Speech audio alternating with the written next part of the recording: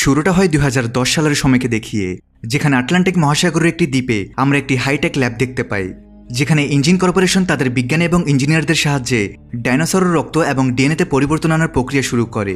এটাকে মিউটেশন বলা হয়। ইঞ্জিন কর্পোরেশন এখানে ডাইনোসর তৈরি করে ফেলেছে।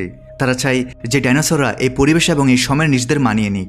একই সাথে তারা তাদের আরও শক্তিশালী করতে চায়, যার জন্য তারা ক্রমাগত এক্সপেরিমেন্ট করতে থাকে। এই এক্সপেরিমেন্টের সময় তারা একটি টিউরেক্সের ডিএনএ পরিবর্তন করার চেষ্টা করে। তখনই সেখানে একজন কর্মীর দ্বারা ভুল হয়ে যায় এবং তার ভুলের কারণে সেখানে একটি ভয়ঙ্কর বিপর্যয় নেমে আসে।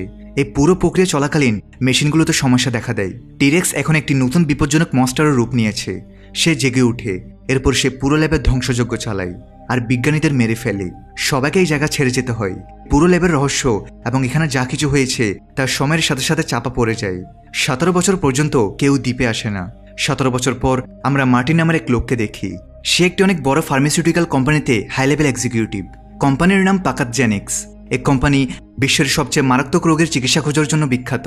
কিন্তু এই মুহূর্তে বিশ্ব আরও একটি নতুন গুরুতর স্বাস্থ্য সমস্যায় ভুগছে। একটি অদ্ভুত এবং দ্রুত ছড়িয়ে পড়া হৃদরোগ, যা সাধারণ মানুষের জন্য এখন স্বাভাবিক হয়ে উঠেছে। পাকাতজেনিক্সের রিসার্চ ডিপার্টমেন্ট আশঙ্কা করে যে আগামী কয়েক বছরের মধ্যে এই রোগটি বিশ্বের 20% জনসংখ্যাকে গ্রাস করবে। অর্থাৎ প্রতি 5 জনের মধ্যে একজন এই রোগে আক্রান্ত হবে। এবং এমন পরিস্থিতিতে যদি কোনো কোম্পানি এই রোগের চিকিৎসা খুঁজে বের করে, তাহলে তার ওষুধের চাহিদা সারা বিশ্বে প্রচুর পরিমাণে বেড়ে যাবে। এই জন্য এই কোম্পানি একটি নতুন মিশন শুরু করে। এমন একটি মিশন যেটা কেবল তাদের শুধু মেডিকেল সায়েন্স বিপ্লব আনার সুযোগই দিবে না, বরং $1 বিলিয়ন আয়ও করাবে। এখন কোম্পানি যখন এই বিষয়ে গভীরভাবে গবেষণা করে, তখন তারা একটি চমকপ্রদ সম্ভাবনা দেখতে পায়। আর সেটা হলো ডাইনোসর। কারণ তাদের শরীর অনেক বড় এবং তাদের শরীর অনুযায়ী তাদের হার্টও হয় এবং এর চারপাশে মোটা মোটা মাংসপেশি থাকে, যেখান থেকে রক্ত সঞ্চালনের পুরো সিস্টেমটি পরিচালিত হয়। আসলে এই সবকিছু মানুষের হৃদরোগের চিকিৎসার জন্য এক অন্যান্য মডেল।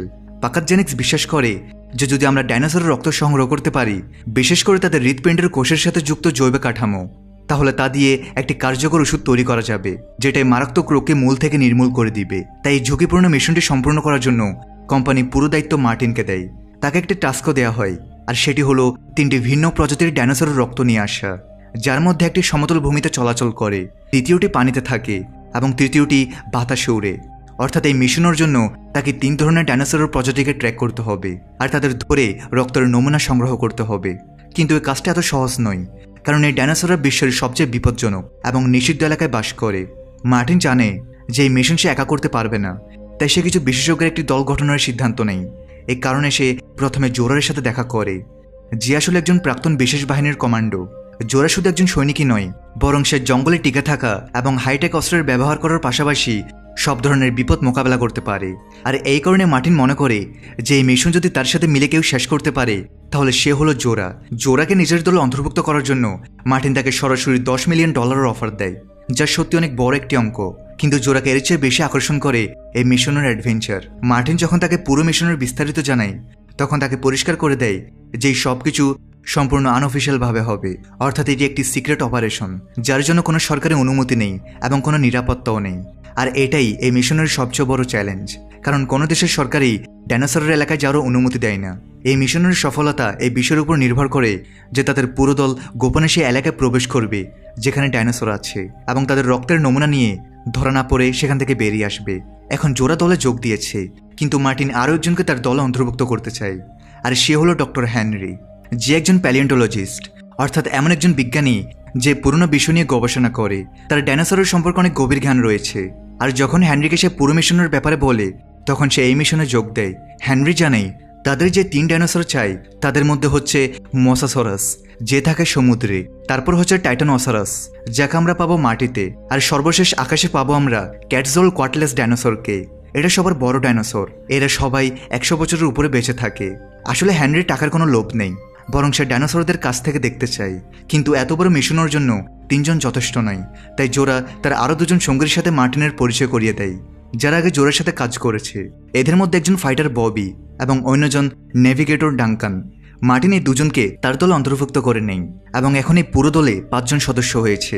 ডাঙ্কানের কাছে তার বোট আছে, কিন্তু তারা সেই দ্বীপ থেকে রওনা হওয়ার আগেই ডাঙ্কান তার আরও 2 সঙ্গীকে ডেকে নেয়, যাদের মধ্যে একজন মেয়ে যার নাম নিনা, সেও একজন ফাইটার, এবং অন্যজন একজন অভিজ্ঞ নাবিক। আর এখন এই 7 জন সে দ্বীপের দিকে এগিয়ে চলে। অন্যদিকে সমুদ্রে আমরা আরেকটি বোট দেখতে পাই, যেখানে রিউভেন, তার 2 মেয়ে এবং তার বড় মেয়ের বয়ফ্রেন্ড ছিল। আসলে তারা ঘুরতে ঘুরতে এক দ্বীপ থেকে অন্য দ্বীপের দিকে যেতে থাকে। তখনই তাদের বোটের সাথে কিছুটা ধাক্কা লাগে এবং পানির উপরে একটি অত্যন্ত ভয়ঙ্কর প্রাণী উঠে আসে, যে আর কেউ নয় বরং সে ভয়ঙ্কর মোসাসরাস, সে সামুদ্রিক ডাইনোসর যার খোঁজে মার্টিন তার দল নিয়ে এখানে এসেছে। মোসাসরাস তাদের বোটটি উল্টে দেয়। তারা দ্রুত সাঁতরে তাদের বোটের উপরে আশ্রয় নেয় এবং রেডিওর মাধ্যমে সাহায্যের জন্য মেসেজ দেয়। যে মেসেজটি মার্টিনের দল ডাঙ্কান পায়, সে লোকেশন দেখে যা এখান থেকে ৪৫ কিলোমিটার দূরে, সেই দ্বীপের কাছেই যেখানে তারা যাচ্ছে। কিন্তু যখন সে এই কথাটা মার্টিনকে জানায়, তখন মার্টিন বলে যে আগে আমাদের ডাইনোসর রক্তের নমুনা নিতে হবে, কারণ তা দিয়ে আমাদের পুরো বিশ্বকে বাঁচাতে হবে, এরপরে আমরা কারো সাহায্য করতে পারবো। কিন্তু ডাঙ্কান বলে যে তাদের সাহায্যের প্রয়োজন আছে, আমরা যদি সময়মতো সেখানে না পৌঁছাই তাহলে তাদের জীবন চলে যাবে। তাই সে তার বোটটি সেই দিকে নিয়ে চলে, যেখানে সে দেখে যে রিউভেন, তার 2 মেয়ে এবং বড় মেয়ের বয়ফ্রেন্ড তখনও সাহায্যের জন্য অপেক্ষায় আছে। দ্রুত তারা সেখানে পৌঁছে যায় এবং তারা 4 জনই এদের বোটে চলে আসে। তারা জানায় যে সমুদ্রের নিচ থেকে অনেক বড় একটি প্রাণী বেরিয়ে এসেছে, যার ছবি বা ভিডিও আমরা আজ পর্যন্ত দেখিনি, আর সে আমাদের বোটটি উল্টে দিয়েছে। মার্টিন বুঝে যায় যে ওটা মোসাসরাস, সে পানির ডাইনোসর যার খোঁজে তারা এসেছে। আর তখনই তাদের বোটের কাছেও নড়াচড়া শুরু হয়ে যায় এবং হঠাৎ করে অনেকগুলো মোসাসরাস তাদের বোর্ডের খুব কাছে চলে আসে। তাই দলের সব সদস্য এই সুযোগের সদ্ব্যবহার করার জন্য প্রস্তুত হয়ে যায়। ডক্টর হেনরি আগে থেকেই একটি বিশেষ পরিকল্পনা করে রেখেছে। তিনি ডাইনোসরের রক্ত বের করার জন্য কিছু বিশেষ কন্টেনার তৈরি করেছেন, যা দেখতে বন্দুকের কার্তুজের মতো, কিন্তু আসলে এগুলো সুইয়ের মতো, যেটা ডাইনোসরের চামড়ায় ঢুকে রক্ত টেনে নেয়। এবং যেই মুহূর্তে কন্টেনার ভরে যাবে, সেগুলো বাতাসে উড়ে যাবে এবং সেখান থেকে একটি প্যারাশুট খুলবে আর তারা সেই কন্টেনারগুলো ধরে ফেলবে। এখন যেই মোসাসরাস বোটের কাছে আসে, জোরা দ্রুত বন্দুকের কন্টেনারটি ফায়ার করে আর কন্টেনারটি ডাইনোসরের শরীরে ঢুকে যায় আর রক্ত সংগ্রহ করে প্যারাশুটের সাহায্যে বাতাসে ভাসতে ভাসতে নিচে আসে। দলের সদস্য সেটিকে ধরে ফেলে এবং এভাবে তারা প্রথম ধাপ পার করে। তারা একটি ডাইনোসরের রক্তের নমুনা পেয়ে গেছে, তাই তারা সবাই এখন খুব খুশি। কিন্তু শীঘ্রই তাদের সামনে একটি নতুন বিপদ আসে। এবার পানির নিচ থেকে অন্য এক ধরনের ডাইনোসর, যেটার নাম স্পাইনোসরাস, সেটা বোটের উপর হামলা করে। এরপর তাদের সাথে থাকা ববি তার উপর গুলি চালানো শুরু করে, যা তার অনেক বড় ভুল ছিল। আর এখন স্পাইনোসরাস তার দিকে আসে এবং সবার সামনে তাকে শেষ করে দেয়। আর তখনই তেরেসা পানিতে পড়ে যায়। তাকে বাঁচানোর জন্য জেভিয়ার ঝাঁপ দেয়, আর এটা দেখে সাথে রিউভেন তার মেয়ে ইসাবেলাকে নিয়ে পানিতে ঝাঁপ দেয়। তারা সবাই সাঁতরে কাছের দ্বীপে পৌঁছে যায়। অন্যদিকে ডাঙ্কান তার বোট সামলাতে থাকে। সে কোনোভাবে বোটটিকে তীরে নিয়ে আসে, কিন্তু বোটটি তীরে আসার সঙ্গে সঙ্গেই পাথরের সাথে ধাক্কা খায়। এই কারণে বোটে অনেক ক্ষতি হয়, কিন্তু তারা সবাই সুরক্ষিত থাকে।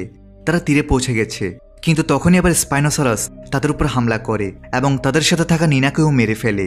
এবার তারা তাদের দলের 2 জনকে হারিয়েছে, আর এখন তাদের ফিরে যাওয়ার রাস্তাও বন্ধ হয়ে গেছে, কারণ তাদের কাছে যে বোটটি ছিল সেটাও ভেঙে গেছে।